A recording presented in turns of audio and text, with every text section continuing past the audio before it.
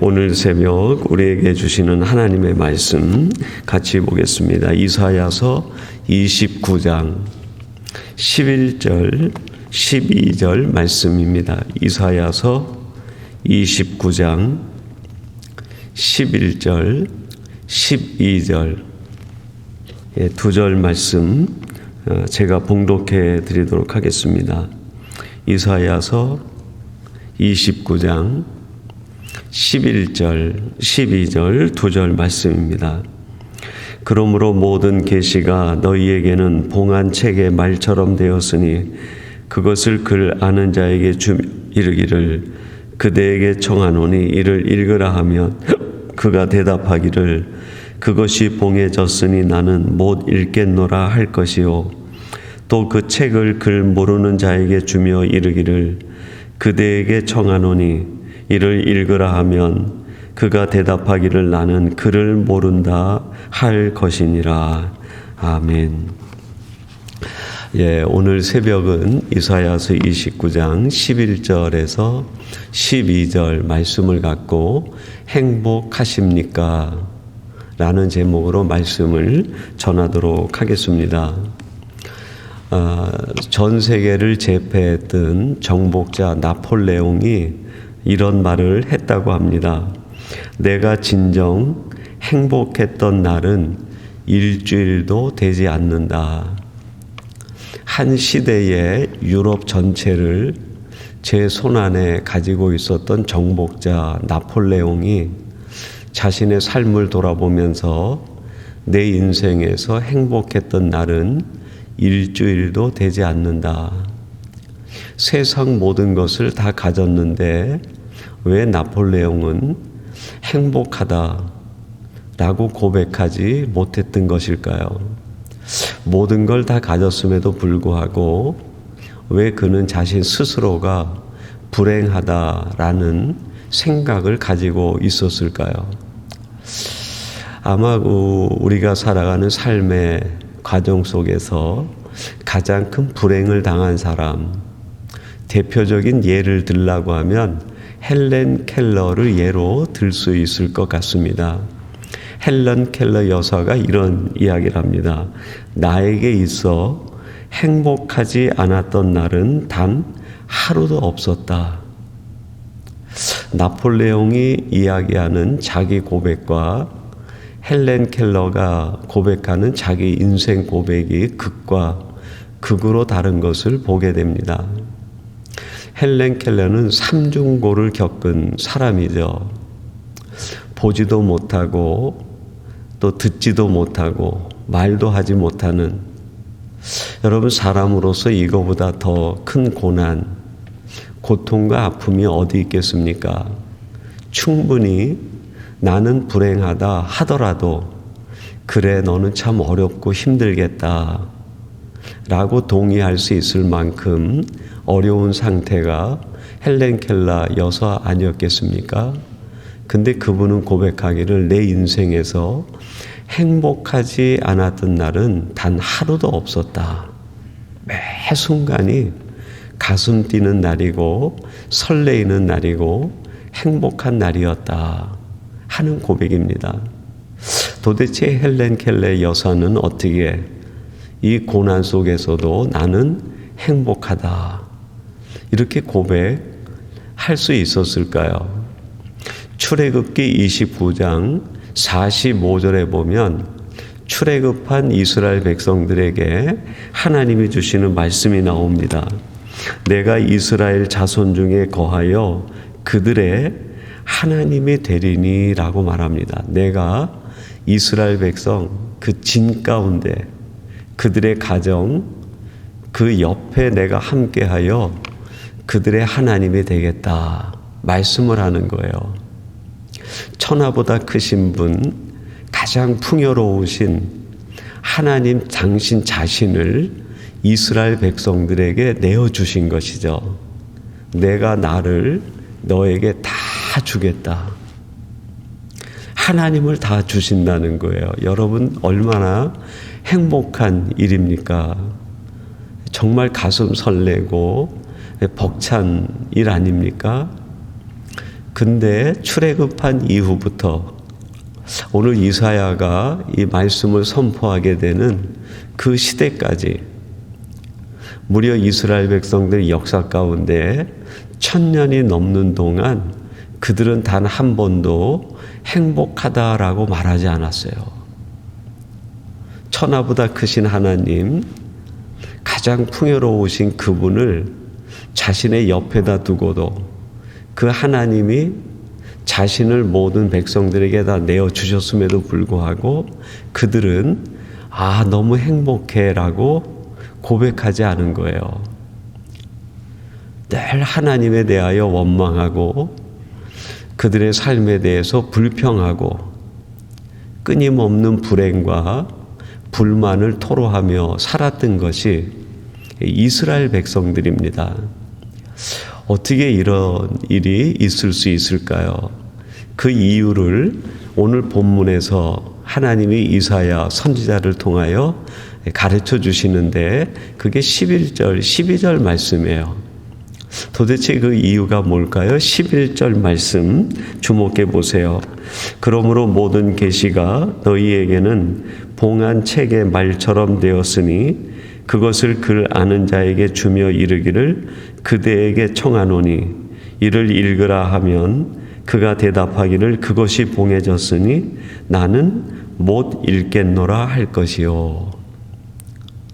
하나님의 말씀을 들려주시는데 그 이스라엘 백성들 가운데 지식 있는 자들이 뭐라고 얘기합니까? 나는 하나님의 말씀을 못 읽지 않을 거야 라고 말하는 거예요.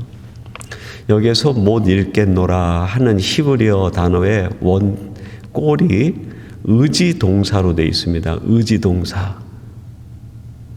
나는 읽지 않을 거야. 그런 뜻이에요. 그러니까 이스라엘 백성들이 의지적으로 하나님의 말씀을 거부했다는 겁니다. 천하보다 귀하신 분, 그 하나님이 내 곁에 있어도 하나님의 말씀을 듣지 않을 때, 그 하나님의 말씀을 외면할 때 인생은 불행해질 수밖에 없는 것이죠. 반대로 얘기하면 가장 불행한 조건 속에 있다 하더라도 하나님의 말씀을 들으면 그 사람은 그의 삶의 환경에 관계없이 행복한 인생을 살 수 있게 된다 하는 겁니다. 여기에 지식 있는 자들은 높은 관직에 있는 백성들의 지도급에 해당하는 사람들을 얘기합니다. 그러면 유대인들, 백성들, 서민들은 어떠했을까요? 그게 12절 말씀인데 이렇게 기록합니다. 또 그 책을 글 모르는 자에게 주며 이르기를 그대에게 청하노니 이를 읽으라 하면 그가 대답하기를 나는 글을 모른다 할 것이니라.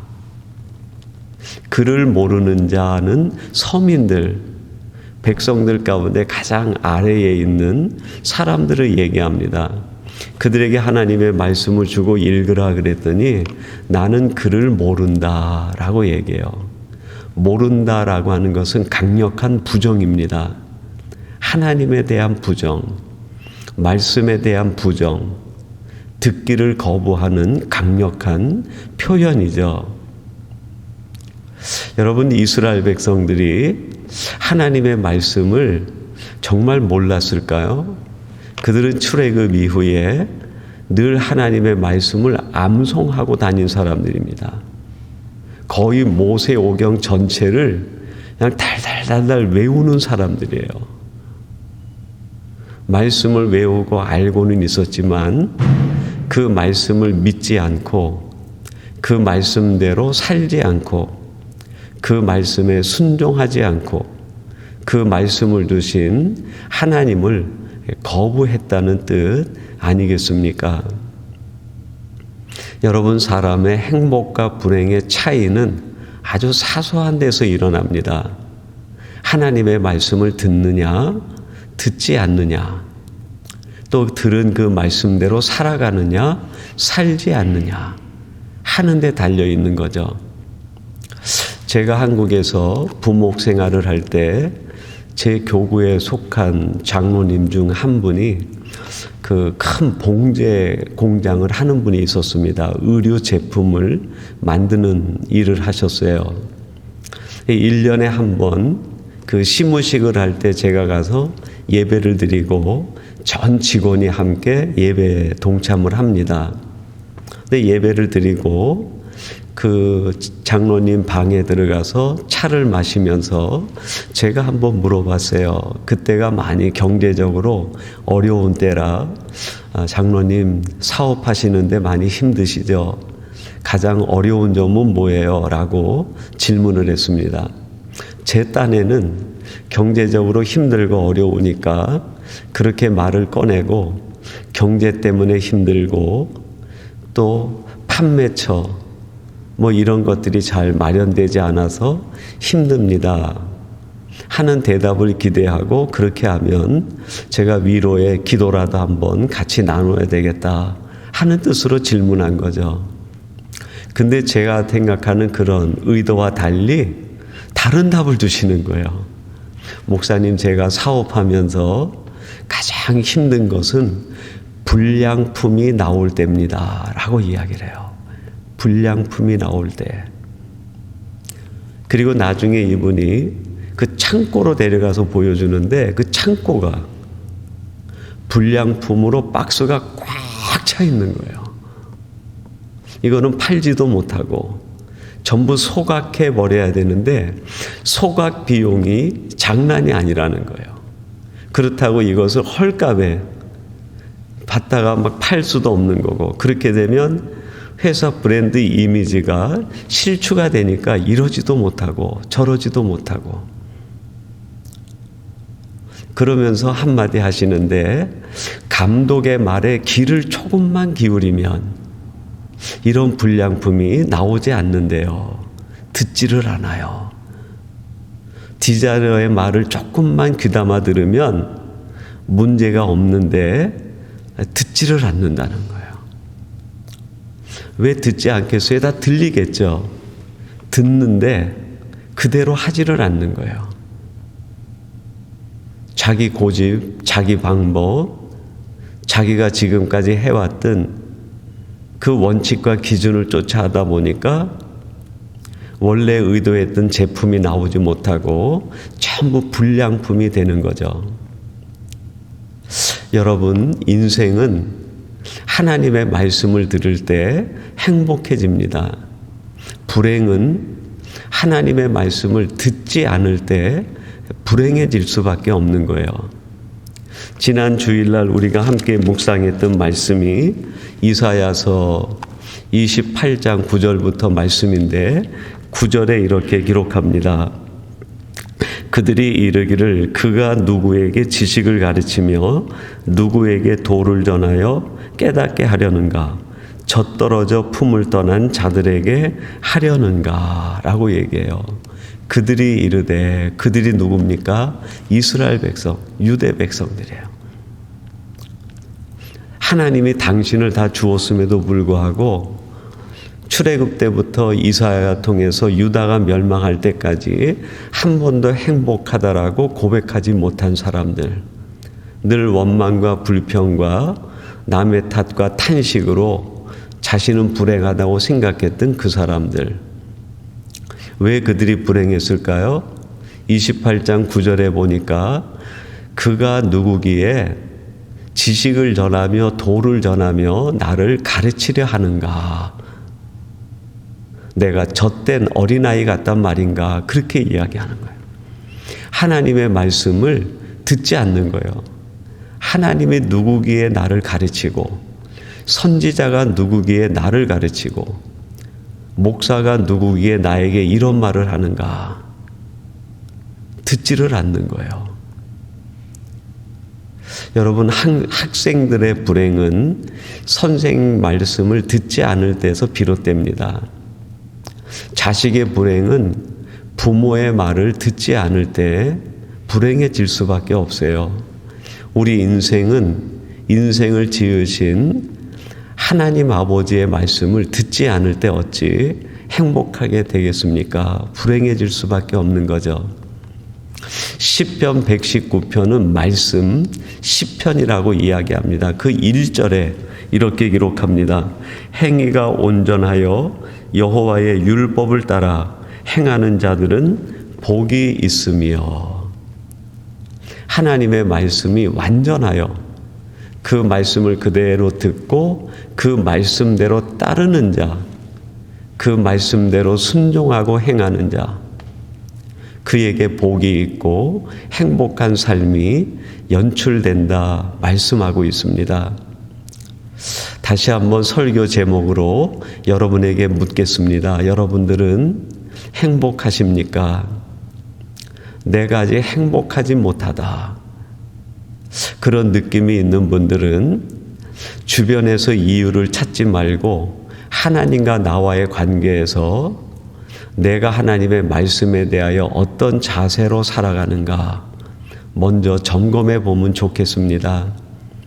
말씀을 듣는 자, 행위가 완전하고 하나님이 주시는 온전한 행복 속에 살아갈 수 있습니다. 우리 삼성교회와 온 성도들이 하나님으로 인하여 말씀을 듣는 것이 아니라 말씀대로 행함으로 참된 행복을 누리는 성도들이 되시기를 주님의 이름으로 축원합니다. 우리 같이 기도하겠습니다. 하나님 아버지, 감사합니다. 오늘 이 새벽 저희들을 깨워주시어서 하나님 앞에 나와 기도하며 우리의 마음과 생각을 드리게 해주시니 감사합니다. 오늘 이 새벽 하나님께서 우리들에게 조용히 물으시는 너희들은 정말 행복하냐 하는 물음에 우리들이 말씀 때문에 행복합니다, 하나님 때문에 행복합니다 고백할 수 있는 저희 모두가 되게 하여 주옵소서. 예수님의 이름으로 기도하옵나이다. 아멘.